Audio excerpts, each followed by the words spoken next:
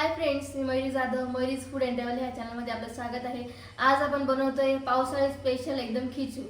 त्याची सामग्री आहे बडीशोप, ओवा, तीळ। हे मी बेकिंग सोडा घेतलाय, याच्या जागेवरती आपण पापड खार पण घेऊ शकतो, पण तो नसला तर बेकिंग सोडा घ्यायचा। मीठ आणि हे मी तांदूळचं पीठ घेतलंय 1 वाटी आणि कोथिंबीर।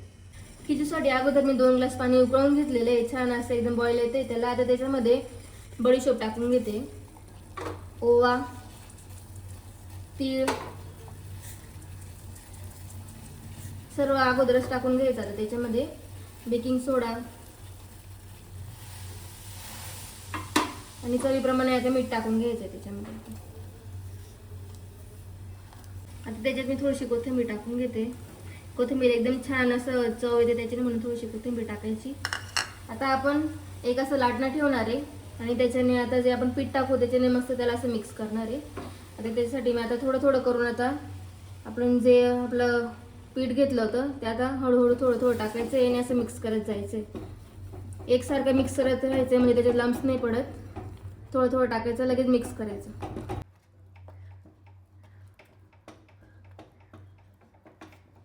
आता खिचूला आपण 5 मिनिटांसाठी असं कव्हर करून द्यायचे, झाकून देऊ आपण आता आणि एकदम कमी गॅसवरती ठेवायचं त्याला 5 मिनिटं फक्त, लगेच आपला खिचू तयार होऊन जाईल। तर आता आपला खिचू तयार झालाय, तुम्ही बघू शकता।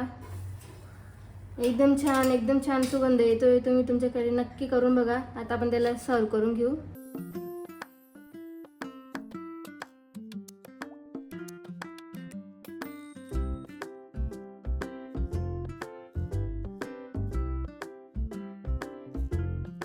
तर फ्रेंड्स, अशा प्रकारे आपला खिचू बनवून तयार झाला। तुम्ही बघितलं आपली किती सोपी रेसिपी होती, एकदम 5 मिनिटात बनणारा खिचू आहे। आणि ह्या पावसाळी वातावरणामध्ये असं गरम गरम काहीतरी खायला पाहिजे, म्हणजे ही रेसिपी एकदम परफेक्ट आहे।